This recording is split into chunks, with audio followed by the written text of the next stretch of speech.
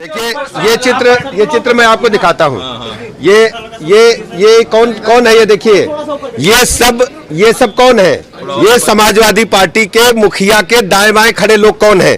यही लोग ये कफ सिरप कांड में वांछित हैं। प्रारंभिक जांच में सामने आया है कि उससे जुड़े हुए जिन अभियुक्तों को एसटीएफ या यूपी पुलिस की कार्रवाई में पकड़ा गया है, उनके कुछ संबंध समाजवादी पार्टी से सामने आए हैं। और देखिए,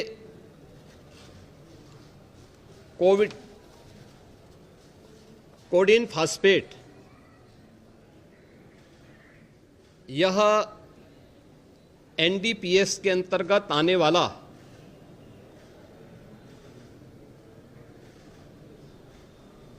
एक औषधि है जिसका निर्माण कोडीन युक्त कफ सिरप यानी गंभीर खांसी के लिए कफ सिरप बनाने के लिए उपयोग होता है, लेकिन सेंट्रल नारकोटिक्स ब्यूरो के द्वारा इसे केवल उन्हीं औषधियों के निर्माण के लिए आवंटित किया जाता है। इसके लिए उसका कोटा, उसका आवंटन, ये सभी सेंट्रल नारकोटिक्स ब्यूरो के द्वारा तय होते हैं। इस मामले इसकी यह कफ सिरप तमाम जगहों पर नशीले पदार्थों के रूप में इसके दुरुपयोग की शिकायतों के बाद इस पे हम लोगों ने कार्रवाई की थी, क्योंकि अवैध रूप से इसकी तस्करी की शिकायतें आई थी। और ये उत्तर प्रदेश पुलिस ने एनडीपीएस, जो उत्तर प्रदेश का एफएसडीए विभाग है, इसके नेतृत्व में हम लोगों ने उसको एनडीपीएस के दायरे में लिया, क्योंकि माननीय उच्चतम न्यायालय ने भी इसको इस रूप में माना है और इस पे कार्रवाई प्रारंभ की है। ये कार्रवाई उत्तर प्रदेश सरकार के द्वारा एफएसडीए, यूपी पुलिस और एसटीएफ इनके द्वारा प्रारंभ की गई है, जिसमें अब तक हम लोग काफ़ी बड़े पैमाने पर इसके अवैध तस्करी के प्रकरण को पकड़े हैं और इसमें व्यापक गिरफ्तारियां भी हुई हैं। यह हर व्यक्ति जानता है कि हर माफिया के संबंध समाजवादी पार्टी से रहे हैं और मुझे लगता है आज विधानसभा में तो कार्रवाई संभवतः नहीं चलेगी, क्योंकि विधानसभा के हमारे एक सिटिंग माननीय सदस्य के आकस्मिक निधन के कारण वहाँ कॉन्डोलेंस होगा।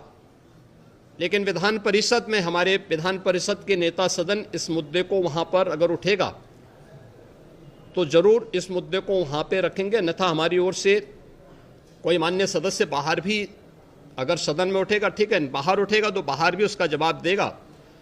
लेकिन प्रारंभिक जांच में सामने आया है कि उससे जुड़े हुए जिन अभियुक्तों को एसटीएफ या यूपी पुलिस की कार्रवाई में पकड़ा गया है, उनके कुछ संबंध समाजवादी पार्टी से सामने आए हैं। और समाजवादी पार्टी जो अपने कार्य के अनुरूप जिसका जो बदनाम हो चुकी है और पहले से कुख्यात है, इस पूरे मामले में भी उसकी संलिप्तता आएगी। चूंकि एसआईटी, एक राज्य स्तर की एसआईटी इस पूरे मामले की निगरानी कर रही है, जिसमें यूपी पुलिस, एफएसडीए, इनसे जुड़े हुए सभी अधिकारी मौजूद हैं। इनके अवैध रूप से तस्करी के साथ साथ इससे जुड़े हुए अन्य जो महत्वपूर्ण पहलू होंगे, किन किन लोगों के पास ये धन गया है, ये बातें भी सबके सामने आएंगी और इस बारे में पूरी रिपोर्ट आने के बाद ही इसके बारे में कुछ कहा जा सकता है। लेकिन ये जरूर मैं कह सकता हूँ कि जो सपा प्रमुख के द्वारा कहा जा रहा है, ये वही स्थिति है कि यही कसूर मैं बार बार करता रहा, धूल चेहरे पर थी और आईना साफ करता रहा। यानी फोटो इनकी है उन माफियाओं के साथ, तो स्वाभाविक रूप से अवैध लेन देन में भी संलिप्तता कहीं ना कहीं सामने आएगी। जांच आने दीजिए, दूध का दूध और पानी का पानी सबके सामने आएगा। ये चित्र मैं आपको दिखाता हूँ। ये कौन है, ये देखिए, ये सब कौन है? ये समाजवादी पार्टी के मुखिया के दाएं बाएं खड़े लोग कौन है?